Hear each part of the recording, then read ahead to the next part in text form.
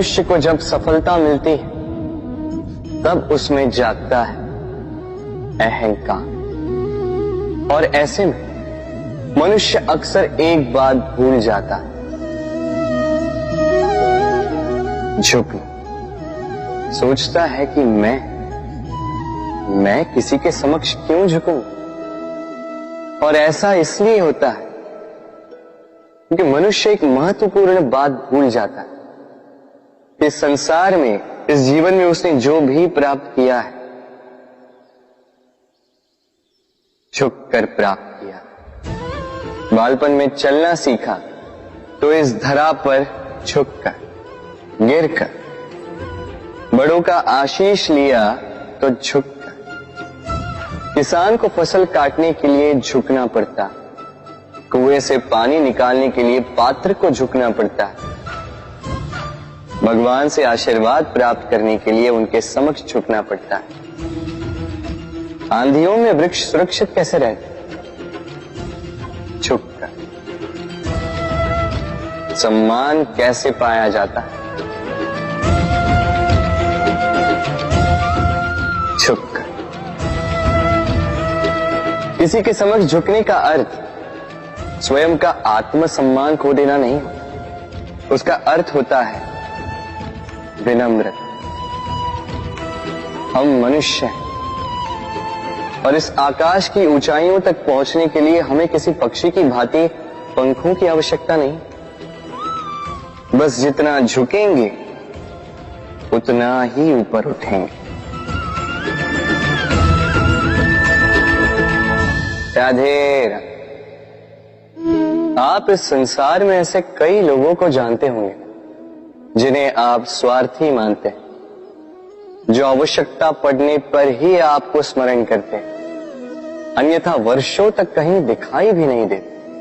किंतु जैसे ही उनके आपके सहायता की आवश्यकता पड़ती है, हाथ जोड़कर आपके सामने सज्ज रहते।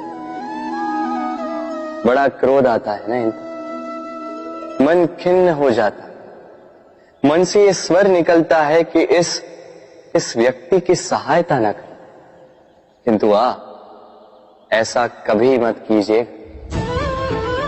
आप सोचेंगे क्यों कह रहा हूं मैं ऐसा? स्मरण रखिएगा, दीपक का स्मरण व्यक्ति केवल तभी करता है जब अंधकार गहरा हो जाता है। उसे स्वार्थी मानकर स्वयं व्याकुल ना हो, स्वयं को दीपक मानकर आनंदित होइए। भाग्यवान समझिए खुद को कि किसी को आवश्यकता पड़ने पर आपकी याद आए कि आप इस संसार में किसी की सहायता करने योग्य हैं। इस जीवन में किसी के स्वार्थी होने से स्वयं का दृष्टिकोण न बदले। बस ये दृष्टि रखिए,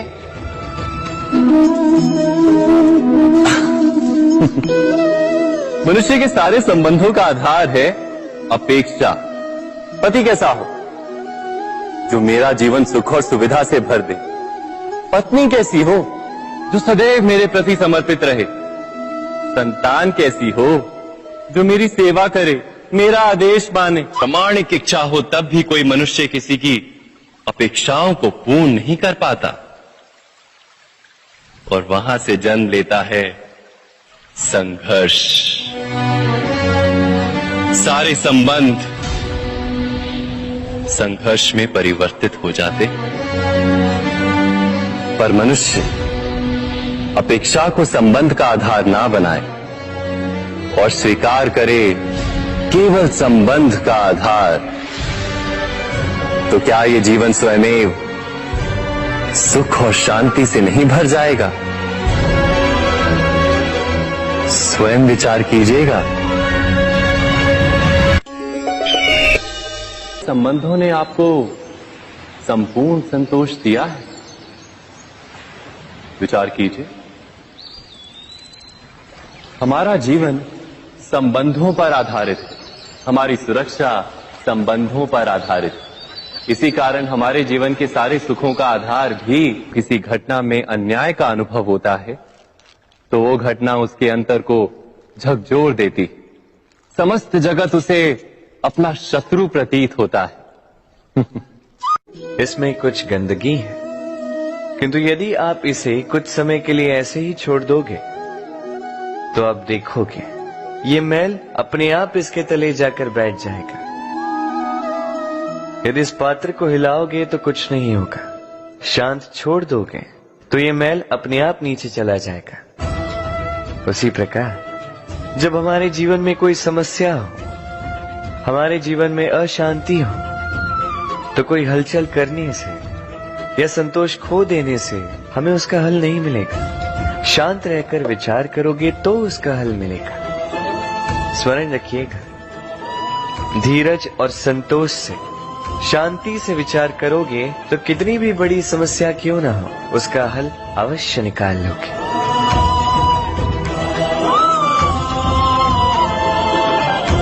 क्योंकि अशांति का सुझाव शांति ही है। राधे राधे। समय, कहते हैं समय से पूर्व कुछ नहीं होता, हर बात का एक समय होता है। समय से पूर्व न सूर्योदय होता है, न सूर्यास्त होता है। समय से पूर्व पौधों में न पुष्प खिलते हैं न फल। किंतु एक बात सोचिए, यदि वर्षा आने से पूर्व किसान भूमि ना जोते, वो बीज ही ना पिरोए, तो क्या फसल होगी? यदि योद्धा युद्ध से पूर्व अपने शस्त्र ही ना परखे, तो वो युद्ध कैसे लड़ेगा? इसका अर्थ ये, समय आपका जब आना है तब अवश्य आएगा, किंतु तब तक ये महत्वपूर्ण है कि आप स्वयं को उसके लिए सज्ज रखें, क्योंकि ये अवसर, ये शब्द बोलने में जितना छोटा है, ये आता भी उतने छोटे समय के लिए है और फिर निकल जाता है। अब यदि अवसर आपके हाथ आ जाए और यदि आप उसके लिए सज्ज ही ना हो, तो आपको सफलता कैसे मिलेगी? तो आप उचित समय की प्रतीक्षा कीजिए, उस अवसर की प्रतीक्षा कीजिए, किंतु तब तक निरंतर प्रयासों से स्वयं को और सक्षम बनाते रहिए, क्योंकि सफलता आपकी प्रतीक्षा कर रही है। बस उसके लिए सज्ज रहिए। राधे राधे। वाणी मनुष्य को मिली सबसे अद्भुत भेंट। ये वाणी है जो मनुष्य को संसार में सारे अन्य जीवों से भिन्न बनाती है, संसार में सबसे ऊपर ले जाती है। इसी वाणी के कारण हम एक दूसरे से संवाद साध सकते हैं। मैं अपनी मन की भावनाएं किसी से व्यक्त कर सकता हूं, कोई और उसके मन की भावनाएं मुझसे व्यक्त कर सकता है। ये वाणी ही हमारी सबसे बड़ी ढाल भी है। अब देखिए ना, आपने देखा होगा किसी की वाणी मीठी होती है तो लोग उससे प्रेम करते हैं, उसे अपना मित्र बनाते हैं। वहीं किसी की वाणी यदि कड़वी होगी तो लोग उससे घृणा करते हैं, उसे अपना शत्रु मान लेते हैं। ये वाणी ही है जो भाषा बनकर हमारा इतिहास लिखती है। किंतु क्या हम सच में वाणी के विषय में इतना सोचते हैं जितना हमें सोचना चाहिए? सोचिए, मनुष्य को बोलना सीखने में कितना समय लगता है? कुछ बालक 1.5 वर्ष की आयु में सीख जाते हैं, कुछ 2 वर्ष, कुछ 3। अब मनुष्य 1.5 वर्ष की आयु में बोलना सीख तो जाता है, पर क्या बोलना है ये जीवन भर सीख नहीं पाता। इस पे ध्यान केंद्रित कीजिए, समझने का प्रयास कीजिए कि बोलना क्या है। अपनी वाणी शुभ रखिए, अपनी वाणी मीठी रखिए, और इसी मिठास के साथ मेरे साथ आकर कहिए, राधे राधे। हम में से कई लोग अक्सर स्वयं को अकर्मण्य मान लेते हैं, सोचते हैं अब तक इतने प्रयास किए, कुछ नहीं मिला, कदाचित आगे भी कुछ नहीं मिलेगा, और इसीलिए अपने जीवन का सारा बोझ किसी और के कंधे पर डाल देते हैं, स्वयं पर विश्वास ही खो देते हैं। क्यों नहीं समझ पाते ये बात कि जब तक पांव में कांटा नहीं चुभेगा व्यक्ति को ज्ञात कैसे होगा कि आगे नीचे देखकर चलना होगा। सूर्य को स्वयं जलना पड़ता है ताकि दूसरों को प्रकाश दे सके। रात्रि के अंधकार से लड़ने के लिए चंद्रमा को आकाश में अकेले चलना पड़ता है। नदी अपनी यात्रा कैसे बनाती है, अपना मार्ग कैसे बनाती है? इन चट्टानों से लड़कर बनाती है।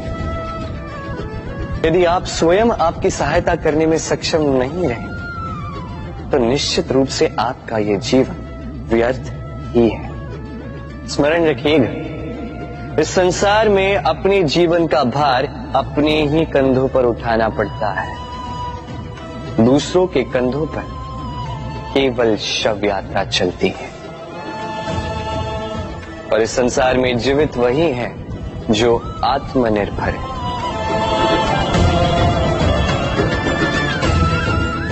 राधे राधे।